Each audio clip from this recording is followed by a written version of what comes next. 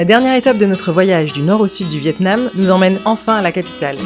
Ça fait déjà 2 semaines qu'on explore le pays, et si le Vietnam est un dragon, Ho Chi Minh Ville en est le cœur palpitant. On sait déjà que le bruit, le trafic et la chaleur seront une épreuve, car ne l'oublions pas, on tourne encore au Smecta. On s'attend à être bousculé par l'effervescence qui bouillonne dans les rues surchargées, écrasé par l'immensité des gratte-ciel.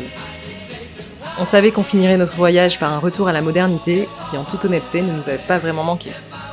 On quitte donc Hoi An par la voie des airs pour la suite de nos aventures. Un nouveau jour, un nouveau voyage, on n'arrête pas. On part à peine de la cooking class et on arrive à l'aéroport de Da Nang. Il faut qu'on s'enregistre et qu'on parte, on a du temps, c'est très cool.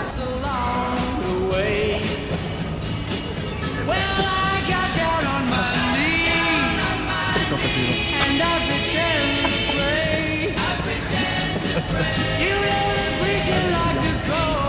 C'est bien. Le reste.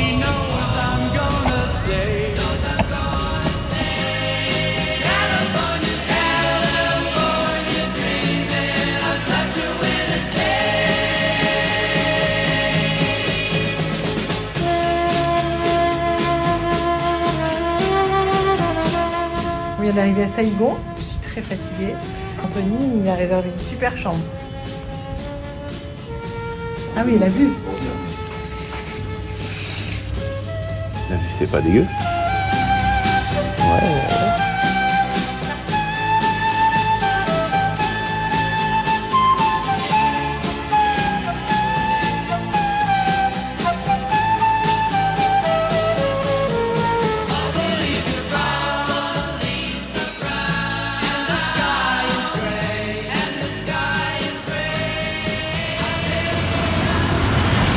Alors on va parler fort parce qu'à mon avis on n'entendra rien. On est à Ho Chi Minh, les gens l'appellent Saigon plus qu'Ho Chi Minh en fait. Ça a été rebaptisé mais tout le monde continue à l'appeler Saigon a priori. Donc on a dormi dans un hôtel qui était au 6e étage, qui était une nuit intéressante, c'était particulier. Et les voisins étaient très contents d'être là visiblement. Voilà.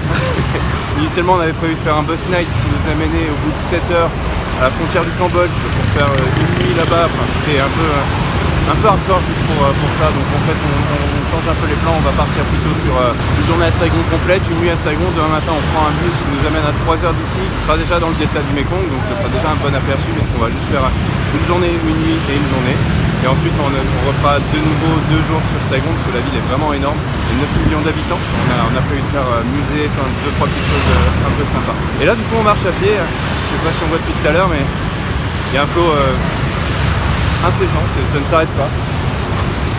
Ça s'arrête pas, il n'y a que des scooters, c'est n'importe quoi, c'est trop marrant. Ça fait très bizarre parce qu'à côté de cette frénésie comme ça de scooter, t'as un espèce de bras en fait du fleuve et une meuf dedans qui est en train de faire je sais pas quoi. L'eau est vraiment dégueulasse. Genre vraiment, c'est vraiment très posé. Pour s'imprégner de l'ambiance de la ville, on décide de rejoindre le centre à pied plutôt qu'avec un taxi. On découvre les rues surchargées, des trottoirs encombrés dans un joyeux bordel organisé. Visuellement, c'est chaotique et très brillant. Bienvenue à Saigon.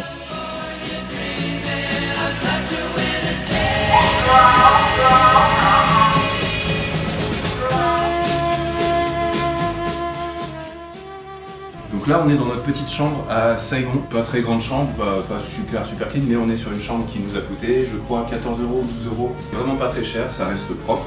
Et le point fort en fait de cette chambre, même si elle n'est pas très chère, c'est la vue.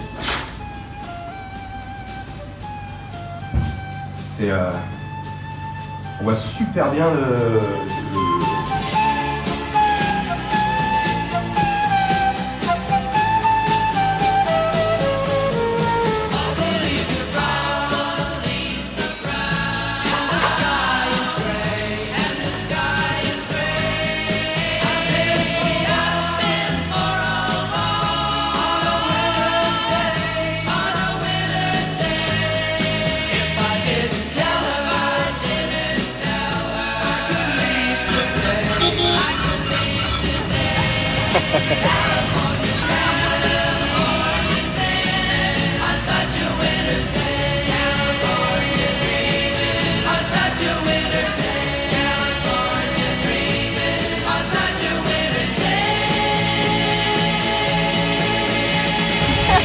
On vient d'assister à une scène incroyable. On a traversé la rue à Saigon. Il faut savoir que traverser la rue à Saigon, pour l'instant, c'est l'endroit le plus hardcore. Hein. C'est là où il y a le plus de scooters et tout. Les gens se sont arrêtés pour la laisser passer. Non, tu es passé, je t'ai pas suivi, j'ai eu peur. Voiture et scooter ont vu la scène et se sont tous arrêtés pour me laisser passer. Voilà, c'est pas pour moi, pour elle.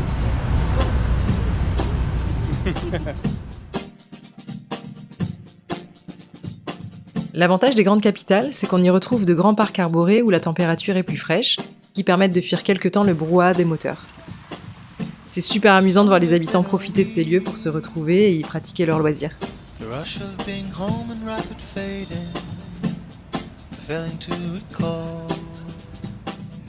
on a pas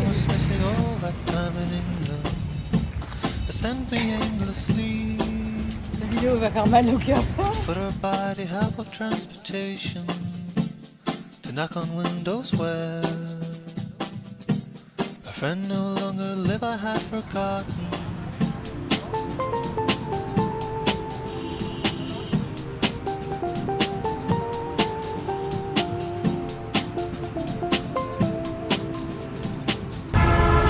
Très bon. Saigon. Avec de l'œuf, du porc. Très bon.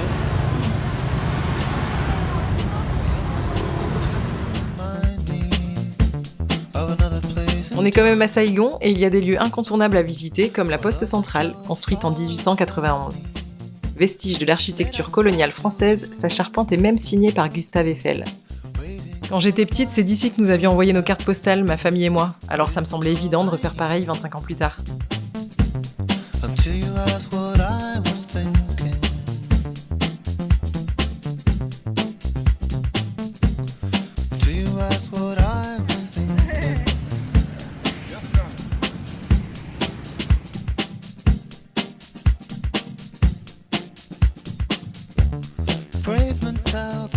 Comment dire, on marche depuis un petit moment sur le quartier de Cholon, on prononce Tsolon, à la recherche d'un coin un peu sympa et atypique. Non, mais là c'est sympa, là, regarde. Tout se ressemble un petit peu à Saigon, on a des grands boulevards avec beaucoup de circulation, beaucoup de scooters. C'est difficile de trouver une place un peu calme, c'est difficile de trouver des rues qui ne se ressemblent pas. Et là on arrive au marché, petit marché où apparemment les serpents de plastique. Aujourd'hui je me prononce pas. Saigon, pas ma cam. En nous rendant au marché de Bintei, j'espérais retrouver un peu le charme typique de ceux qu'on a croisés dans notre voyage, et m'échapper un peu de la cohue des rues qui commence à me peser. Au lieu de ça, on serpente dans un dédale chaud où se côtoient quelques étals de produits locaux, d'autres plus exotiques, dont l'éthique de la vente est discutable comme ces hippocampes et les ailerons de requin, et surtout une grande partie de contrefaçons et d'objets dont l'odeur de plastique nous donne l'impression d'être dans un gros bazar de sites chinois.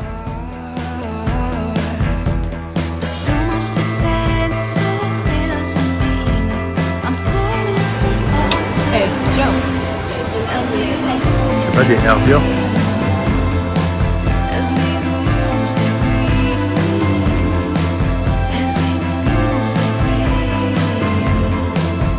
Pas emballé, on quitte le marché un peu déçu vers notre prochaine visite, le musée des vestiges de la guerre de Saigon.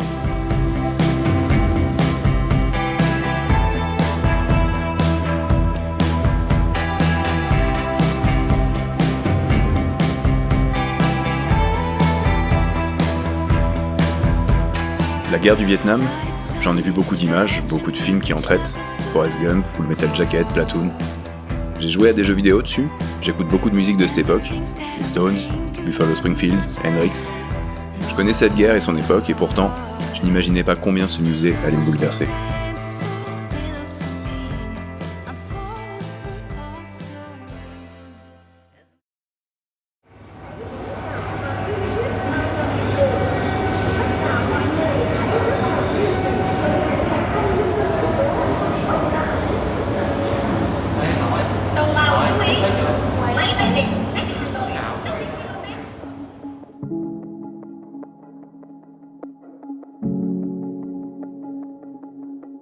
Falling God, empty throne. Sometimes feel like a rolling stone. Trying to sleep, but it's spinning way too fast. Lonely monster lying down, questioning things I'll never doubt, trying to break the ice until it cracks. Run, you're way too close. I feel it in my bones. I can move my face, but my body's paralyzed. It's dripping down my cheeks, but there's nothing left to cry. Shouting out my grief until my words collide. I've never been so alive, but my body's paralyzed.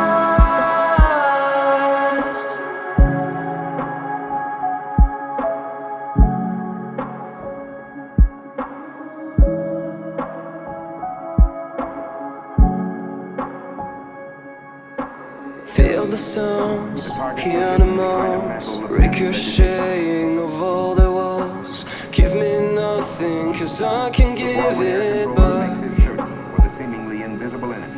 Run, you're way too close.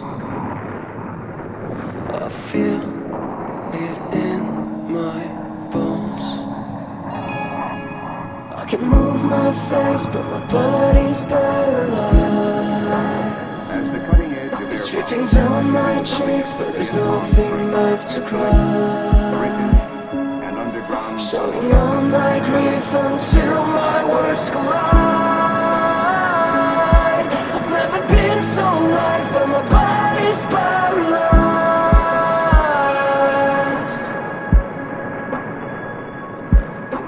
In war, there are always losses. Aircraft are crippled or destroyed. Sometimes airmen. I can move my face, but my body's paralyzed. It's dripping down my cheeks, but there's nothing left to cry. Shouting out my grief until my words collide. I've never been so alive, but my body's paralyzed.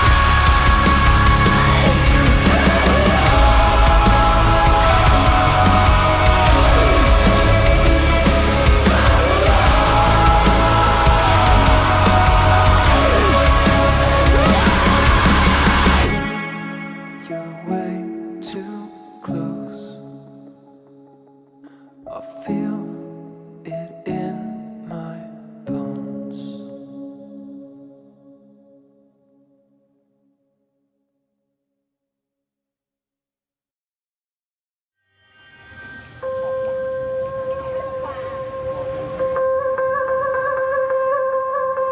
Ce musée m'a littéralement soufflé. J'en suis ressorti avec un sentiment de honte. Honte de me promener avec un look d'occidental et de ressembler à ces Marines américains qui ont commis tant d'horreurs. Honte de ce qui a été fait à ces gens par les USA de Nixon, de voir combien des gens normaux, envoyés à des milliers de kilomètres de chez eux, ont pu commettre ces atrocités. De voir qu'un gouvernement étranger, d'un autre continent, a balancé des centaines de milliers de tonnes de bombes, tuant 2 millions de civils sur les 3 millions de victimes vietnamiennes, et en tuant 42 000 autres avec toutes les bombes laissées derrière sur près de 30 ans, au nom de la protection de la démocratie. Horrifié par les vidéos des bombes au phosphore, horrifié par les photos de l'agent orange lâchés en masse sur le pays qui ont causé des générations de malformations, en plus de transformer la nature en désert chimique. Les USA ont perdu la guerre, le Vietnam se reconstruit encore, la guerre est derrière.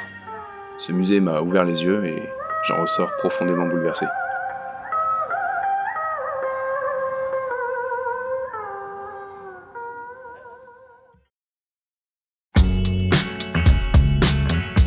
Il ne reste plus beaucoup de temps à passer à Saigon, alors on repart explorer la ville, direction le quartier moderne et ses gratte-ciel.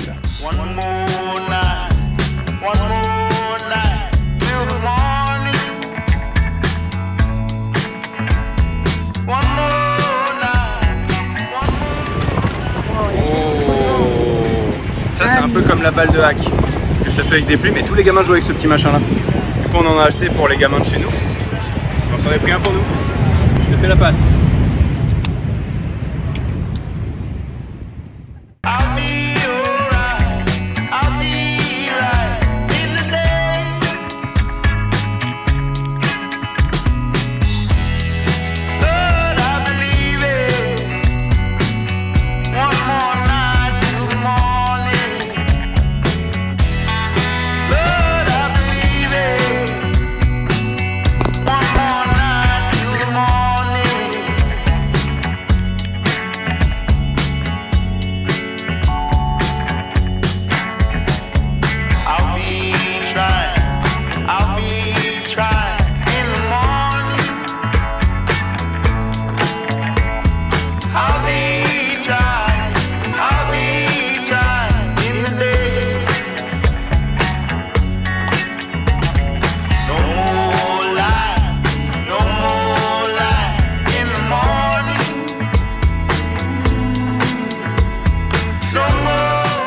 autre facette de la ville que l'on découvre.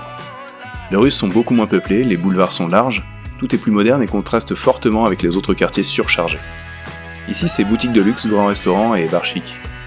Ça change drastiquement des autres quartiers et même si c'est pas vraiment un monde qui nous branche, ça fait quand même du bien de couper avec la frénésie qu'on a subie jusque-là. Le premier bouton pour traverser de tout le Vietnam.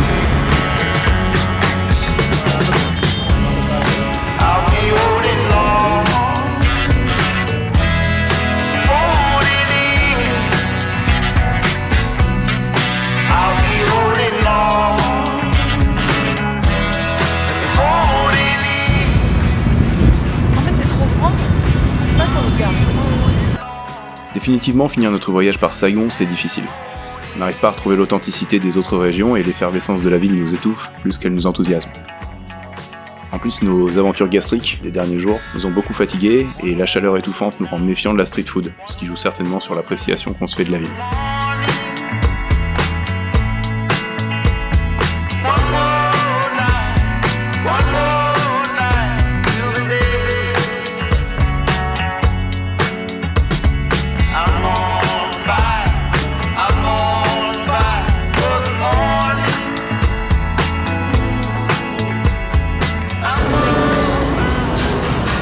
On est en train de se dire qu'elle a perdu du poids, Caro, pendant ce voyage. Mais regardez-moi ça.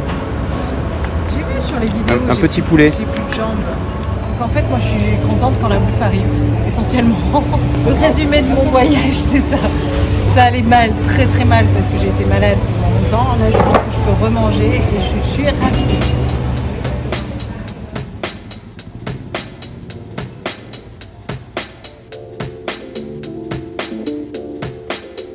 Ce qu'il y a de cool à Saigon, c'est de pouvoir prendre de la hauteur et de voir la ville comme sur un nuage depuis les gratte-ciels. Vu d'en haut, les rues ressemblent à une fourmilière et contempler le coucher de soleil du haut de la AB Tower est un incontournable que l'on a beaucoup apprécié.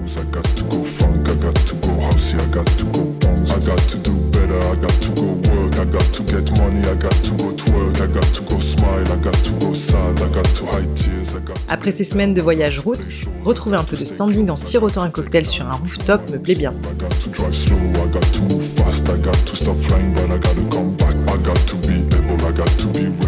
La nuit tombe, la musique est cool, les cocktails délicieux, et on se prend au jeu de la nightlife de Saigon.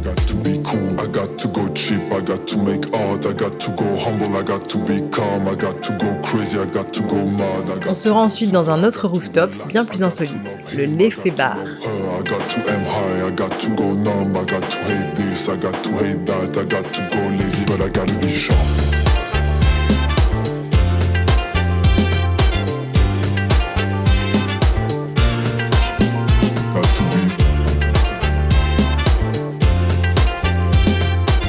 Quelques bières plus tard, on s'extasie des étoiles et on s'ambiance sur la musique, peut-être un peu aidé par l'une des spécialités proposées dans le menu.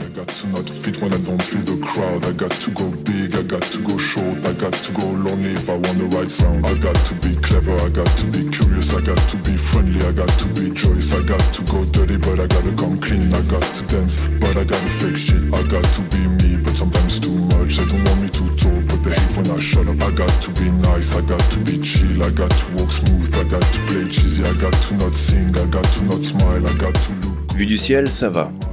En revanche, la rue de la fête qui est Buy-Vienne, c'est vraiment trop pour moi. On dirait une fête foraine, chacun a sa musique à fond, c'est rempli de touristes et de danseuses, les façades sont toutes blindées de lasers et les rabatteurs essayent de vous attirer sur leur terrasse. Vraiment, je suis pas client de ça. C'est ça,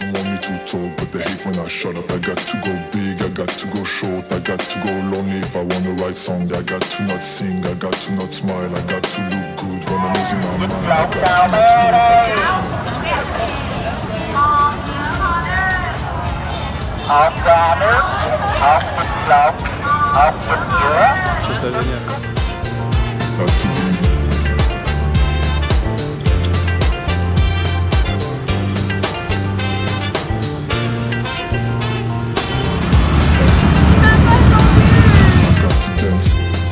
C'est notre dernière nuit à Saigon et on est content parce que demain, on file dans le détroit du Mékong.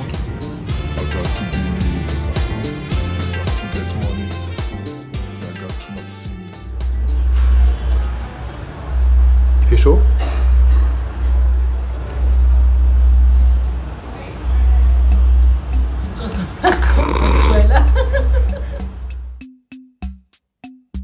Pour le dernier chapitre de notre voyage, on se rend à Cai Bay. Au départ de Saïgon, on a vu plein de tours opérateurs qui partent la journée faire découvrir les marchés flottants de Can Tho. Mais on préfère, comme d'hab, s'éloigner des lieux trop touristiques.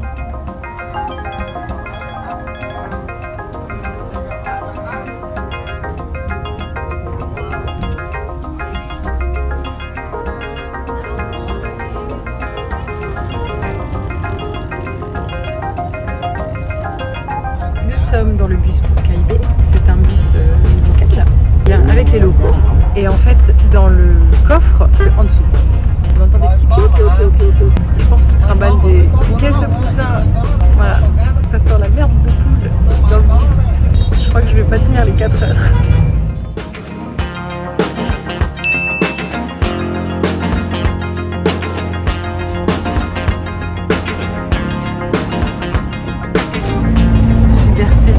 Secoué avec l'odeur du caca de poule. Merci de secouer avec l'odeur du caca. Ça résume bien ce voyage. 3 jours, c'est la parenthèse qu'on prend pour découvrir une nouvelle région à la végétation luxuriante, striée de nombreux canaux et recouverte d'arbres fruitiers. Et retrouver un peu de calme hors de Saïgon.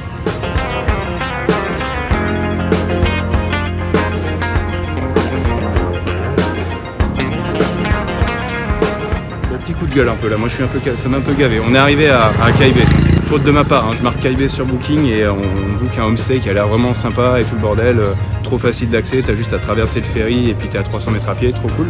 Sauf que quand tu marques Cai Bay sur Booking, en fait si tu fais pas gaffe, c'est vaille longue. Sur la carte ça représente ça, sauf que t'es obligé de contourner tout le Mekong, enfin toute l'île en fait. Il y en a pour 1 heure de route en plus, donc du coup pas du tout moyen d'aller là-bas. Le seul moyen qu'on a trouvé c'est de passer par un bateau où la meuf ils nous ont pris pour des touristes directs, 1 million de dong pour y aller, donc enfin l'enfer. Donc c'est relou. Donc du coup là on lui dit on a changé notre plan, on a pris un hostel dans Cai Bay, c'est très très fort. Putain ils se tapent des barres, les mecs sont sous le pont, attends regarde c'est très drôle. Je sais pas si c'est des mecs bourrés, on dirait des codos, c'est drôle.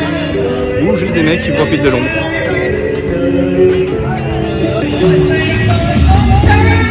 Ah, ils nous font signe de venir.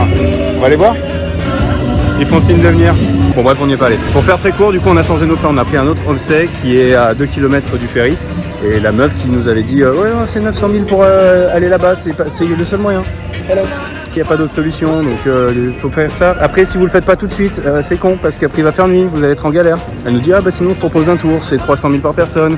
Elle fait mais c'est le dernier prix, sinon ça va être galère. Enfin bref, en gros elle nous a essayé de nous enfumer la gueule. Et le dernier plan c'est ça, de partir de son putain de ferry jusqu'à l'hostel, il y a 2 km. C'est 70 000 pour y aller, il y en a vraiment pour 5 minutes de vélo, tu me prends pour un con quoi. Bref, ça m'a énervé. Donc du coup on marche, voilà, 2 km, on marche, il fait 36 degrés, mais au moins on voit un peu à quoi ça ressemble ici, et c'est d'ailleurs très joli. Voilà, sous le couvert de tout ce râlage, c'est ça pour dire que c'est chiant, de se faire prendre pour des touristes. Et en même temps je suis le seul mec blanc du patelin, donc ça va. Dur.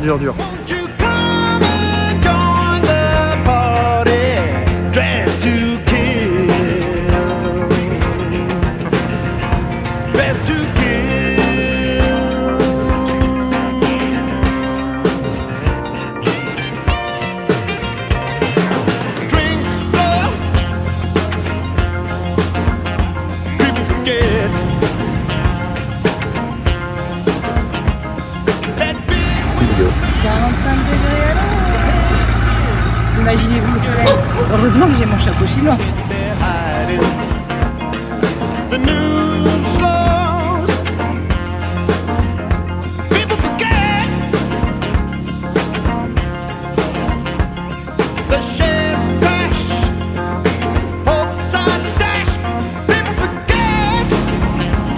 On est finalement arrivé dans l'hostel, qui est plutôt joli, donc ça, heureusement, j'ai eu très peur qu'il n'existe pas, car en chemin, la route était complètement cassée. En fait, il n'y avait plus de route, c'était difficile à arriver, on a eu très chaud, d'ailleurs ça se voit.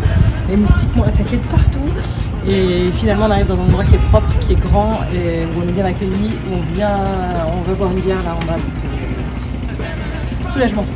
Ouais, je dois être très fatiguée parce que j'ai besoin d'une bière là en fait. Allez, viens.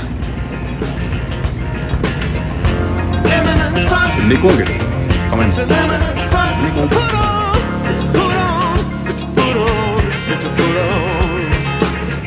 Voilà notre point de chute pour 3 jours, chaleureusement accueilli par vous, le propriétaire et sa famille, ainsi que Kiki, le très bon toutou.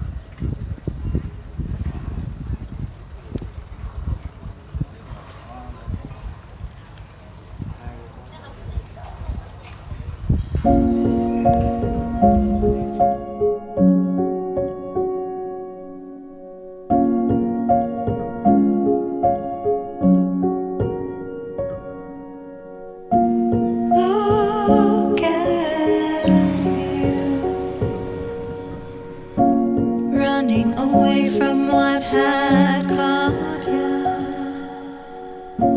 cold as ice. Remove the tray in 2 cubes, all it got you. Long and lean. Can't see your eyes to see if you felt anything.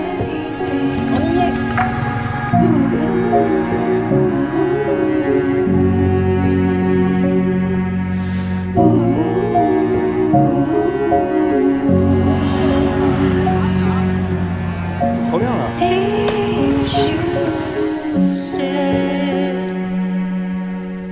Fell from your mouth, but not your head. Visite de la maison de Monsieur Kietz, édifiée en 1838. J'invente pas. My tiny bed.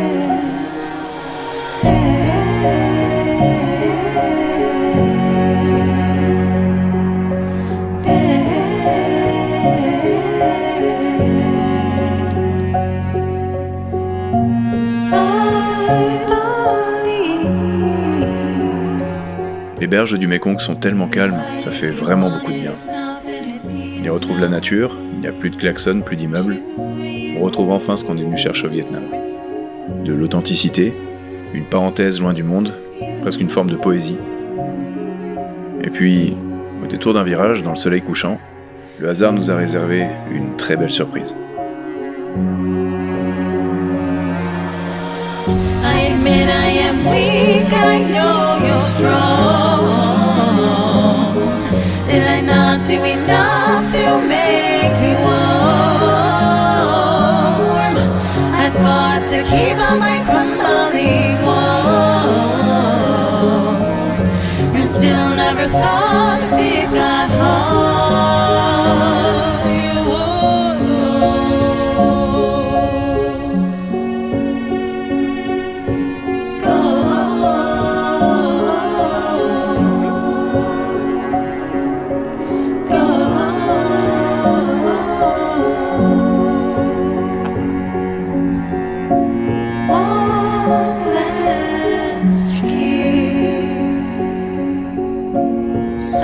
sweet, I'll imagine it.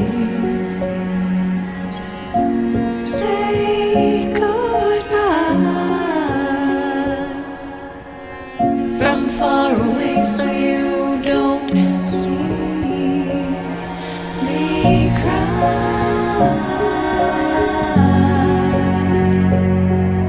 Goodbye.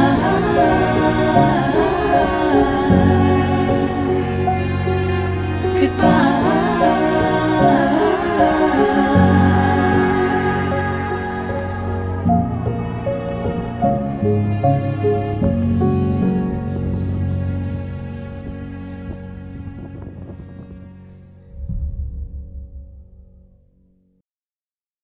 Je pense pas qu'on voit là, mais en gros il y a eu une collision de cerfs-volants, le nôtre, le rouge, et le bleu et jaune d'un monsieur là-bas qui s'est enroulé sur notre fil. Et du coup les deux ils essaient désespérément de se détacher de leur cerf-volant mutuel.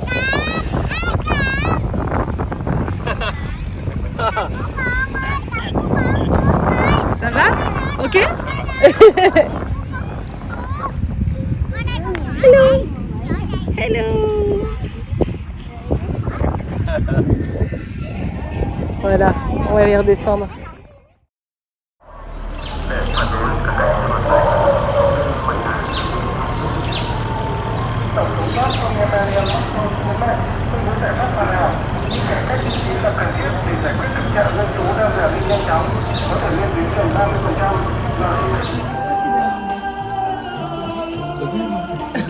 Ce matin, on a le droit à de la musique française.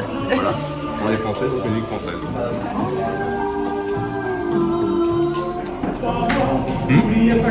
Jean-François, Michael. C'est de la mangue aussi. J'ai ma mangue.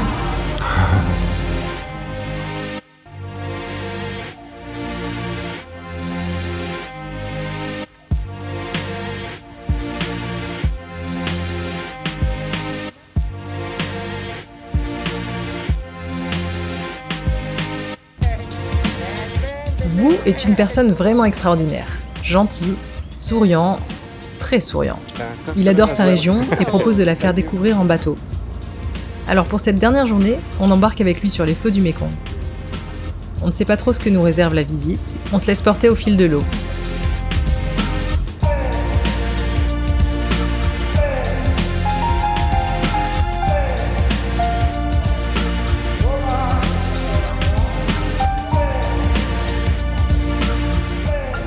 A long time ago in the river, a lot of animals. The local people is scared about the river.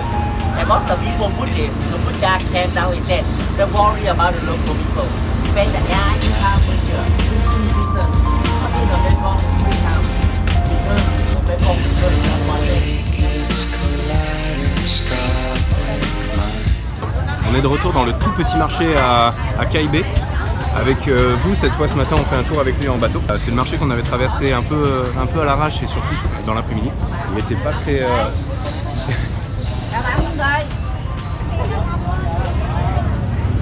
Je vais prendre des tongs en plastique. On va avancer parce qu'on va les faire. Ouais. On est là dans ce marché cette fois, les seuls touristes. Donc c'est très marrant, mais c'est très cool, très très cool. Les gens sont vraiment très souriants et tout, c'est très sympa. Xin chào! Xin chào vous!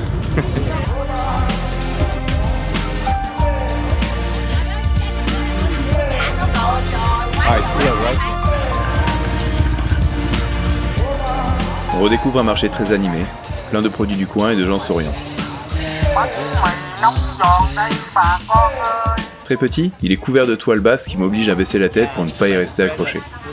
Par le passé, Kai Bay avait un marché flottant, aujourd'hui définitivement fermé. Interrogé sur le sujet, Wu a un avis intéressant. Ce qu'ils ont perdu en tourisme est compensé par la qualité de vie des vendeurs et de leurs familles. Ils vivent désormais dans des maisons et envoient leurs enfants à l'école, alors qu'avant, leur vie était plus précaire. La modernité a fait évoluer cette tradition, peut-être pour le mieux.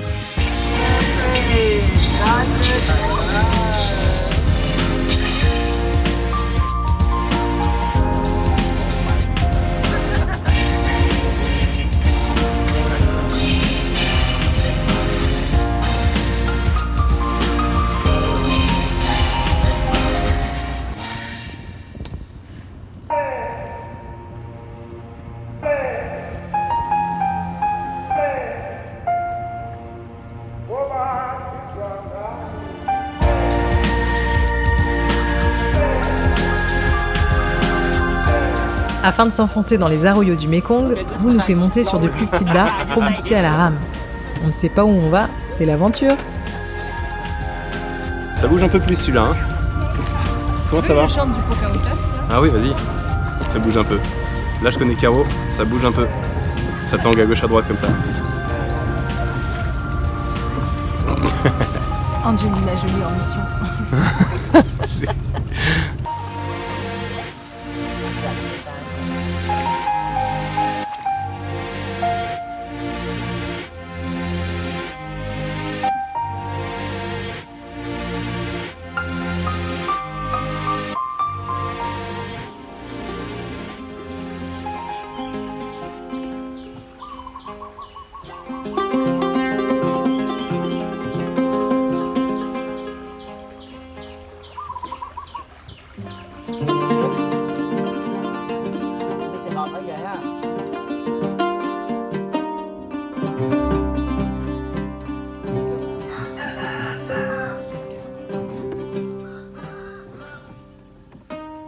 Les barques s'arrêtent et on descend sur un petit ponton, curieux de ce qui nous attend.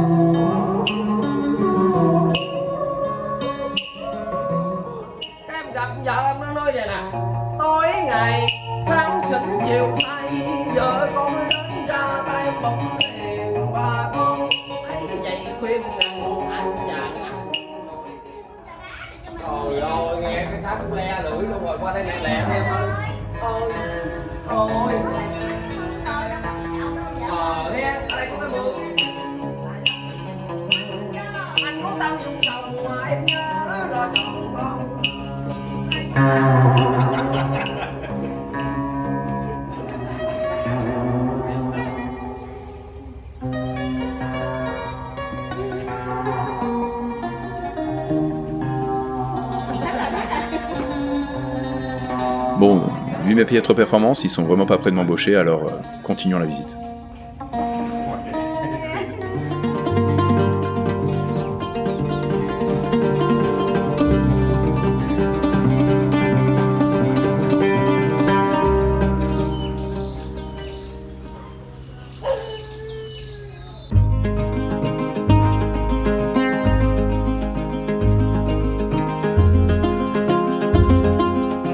Notre escapade nous mène à une culture de jacquier, qu'un gars vient acheter aux paysans.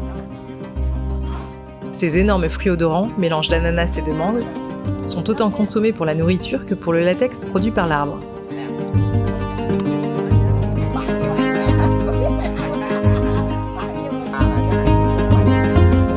Très cultivé en Asie du Sud-Est, il est même considéré en Thaïlande comme un arbre porte-bonheur, car son bois jaune sert de teinture aux robes des bonzes.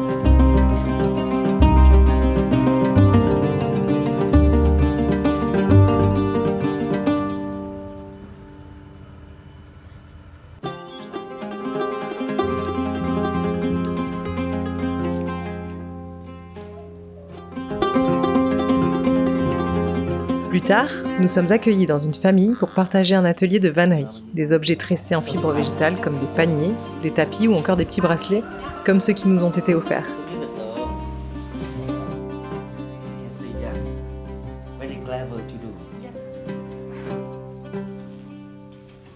Je me prends au jeu de la confection et j'ai adoré ce petit moment de complicité avec nos hôtes.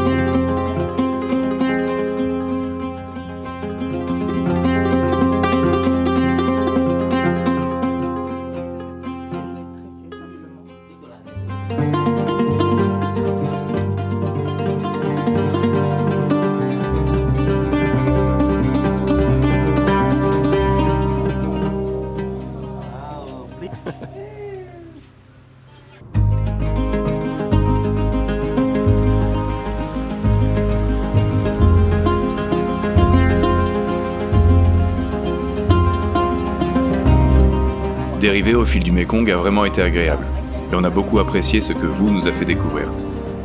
En petit comité, comme si l'on s'invitait dans le quotidien de familles locales, et non comme une attraction touristique.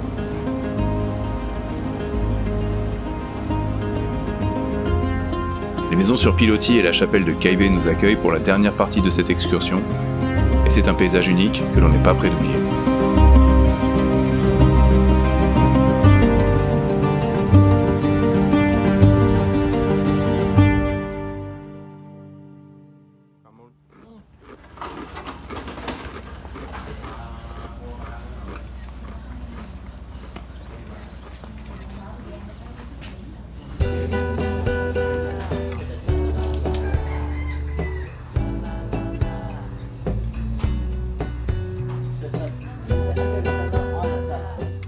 Pour terminer cette excursion, on a fait un crochet par une petite échoppe dans laquelle sont fabriquées des friandises très prisées au Vietnam et originaires de la région, les keu doa. Pour les confectionner, on utilise de la noix de coco fraîche dont la chair est extraite à la main, puis mélangée à de l'eau de coco, du sirop de malt et du sucre, enroulé enfin dans des feuilles de riz.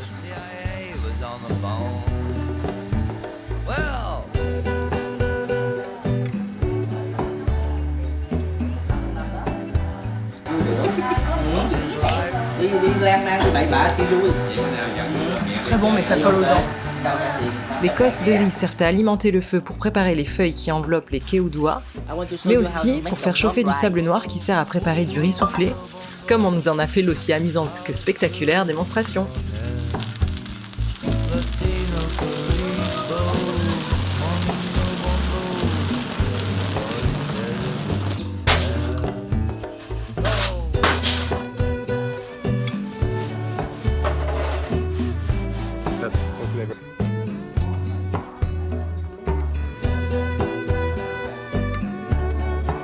Avant de partir, Vu nous fait goûter de l'alcool de serpent, une boisson médicinale traditionnelle qui dit être un remède stimulant la vitalité. Xin chào from Mekong River. I have a big bottle for you with a snake inside. 3 years. Oh, 3 years. And now you can drink a little bit good shake. Come on. You have one? Yeah, you know. C'est une ancienne pratique dont les premières traces remontent à 1000 ans avant Jésus-Christ, dans la Chine ancienne. C'est surtout pittoresque et Vu lui prête notamment des vertus aphrodisiaques. 2 hours. Tell me tomorrow, huh?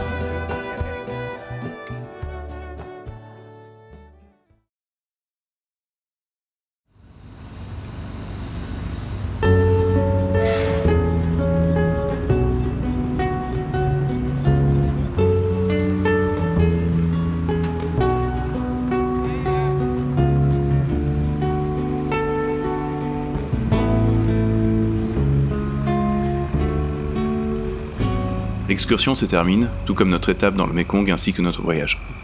Le cœur un peu lourd, on fait route pour Saigon, où nous attend l'avion qui nous ramènera en France. Those he plays never suspect. He doesn't play for the money he wins. He doesn't play for respect. He deals the cards to find the answer. The sacred geometry of chance. The hidden law of a probable outcome. Ce dernier coucher de soleil au Vietnam a une saveur particulière, un mélange de mélancolie et de sérénité. Comme pour nous dire au revoir, on voit apparaître dans les couleurs vespérales du ciel des cerfs-volants çà et là, émergeant des villes que l'on traverse.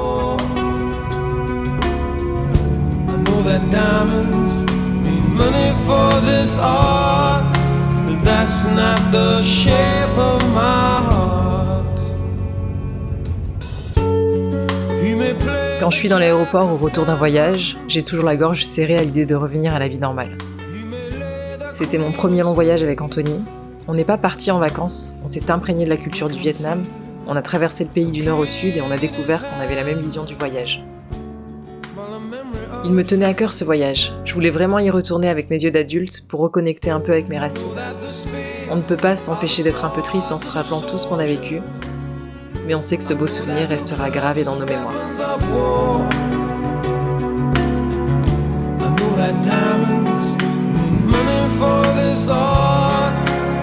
That's not the shape of my heart.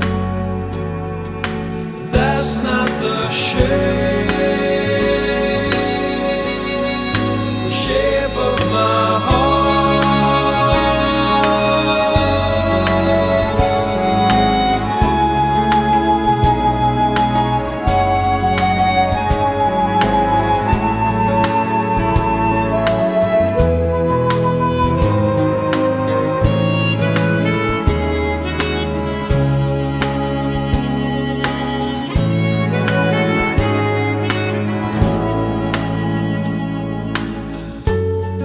If I told her that I loved you, you'd maybe think there's something wrong. I'm not a man with too many faces, and mask I wear is one for those who speak know nothing and find out to their cost,